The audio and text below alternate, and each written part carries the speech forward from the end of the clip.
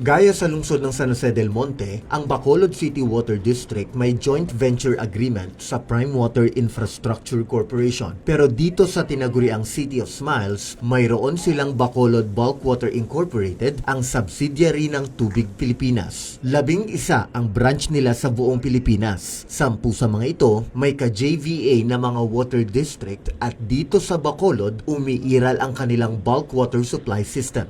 Ibig sabihin, sila ang nagbibigay ng tubig sa distributor nila na water district na kapartner naman ng Prime Water na siyang naghahatid ng tubig sa mga consumers. Binisita ng Technical Working Group ng City Government ang pamunuan ng naturang water service providers sa Negros Occidental upang aralin ang kanilang sistema at personal na makita ang kanilang operasyon. Ang kanilang original source, ilog o surface water. Dito sa Caliban River at Sumag River sa bayan ng Murcia, makikita ang mga naglalakihan nilang pipelines. Mula dito, dadaan ang river water sa kanilang mga water treatment plants. So ito po yung river na Caliban, yung tinatawag namin na Caliban River po.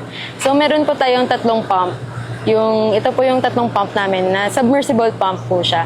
So yung river water po is sinasuction po ng pump namin papunta sa taas. Tapos dun sir yung sa control room, yun yung nagko-control ng ilang hertz, ilang ano yung pwedeng mahigop namin dito. Tapos after nito sir, dun pupunta sa aming water treatment plant. So dun po mag-start yung 5 process namin. Yung sa coagulation, sa flocculation, yung sa sedimentation, filtration, at disinfection sir ng chlorine. Importante talagang mag-undergo ng process sir para pwede natin mainom at for the same time safe rin po yung tubig.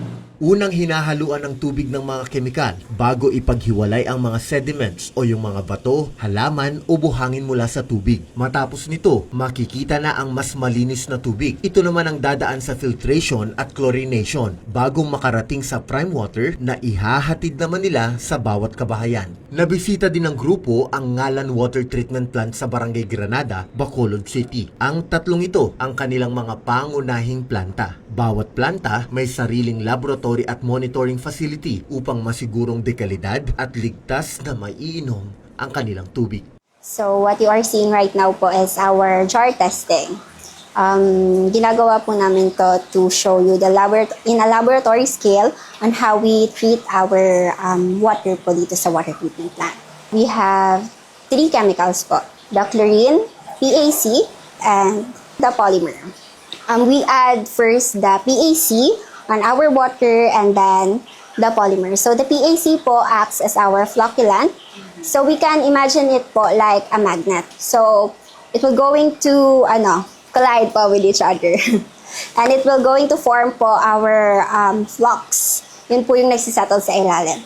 However, PAC can only make po small fluxes. So we need another chemicals to make it bigger para po easier sila to settle down.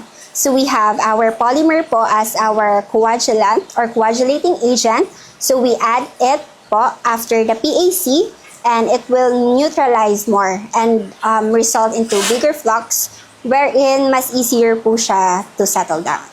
Nasa 36 million liters per day ang ibinibigay nila kay Prime na ibinabahagi naman sa nasa 17,000 household sa buong Bacolod City. Bagamat 2017 pa sila nag-ooperate, 2025 lang sila nag-supply ng tubig sa Prime matapos silang maging kapartner ng kanilang water district. Sa kasalukuyan, wala pang distribution system o ang pagpapaabot ng tubig sa mismong mga kabahayan ng Tubig Pilipinas dito sa Bacolod. Pero kung mabibigyan umano sila ng pagkakataon, maaari naman daw nilang ma-provide ang serbisyong ito. Ang mga nakalap na datos at kaalaman ng Technical Working Group sa pagbisita sa iba't ibang water service providers sa buong Pilipinas, gaya ng Hanabana Water Corporation sa Cagayan de Oro City, Metro Pacific sa Dumaguete, Pamana sa Nueva Ecija, Tubig Pilipinas ng Bacolod at iba pa, ay magiging basehan ng mga susunod na hakbang ng City Government upang mapabuti at mapalakas ang serbisyo ng tubig sa lungsod.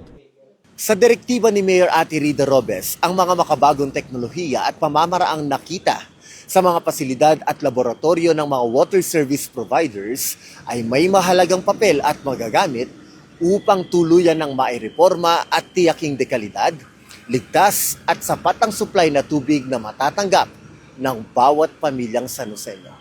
Para sa Balitang San Joseño, ako si Brian Ocampo, Public Information Office. Yan ang mga kaganapan at detalyeng dapat alam mo sa Nosenyo. Para sa napapanahong balita at impormasyon, doble aksyon at solusyon, mag-subscribe na sa mga official social media pages ng Pamahalaan ng Lungsod ng San Jose del Monte, Bulacan. Maraming salamat, Arya San Joseño.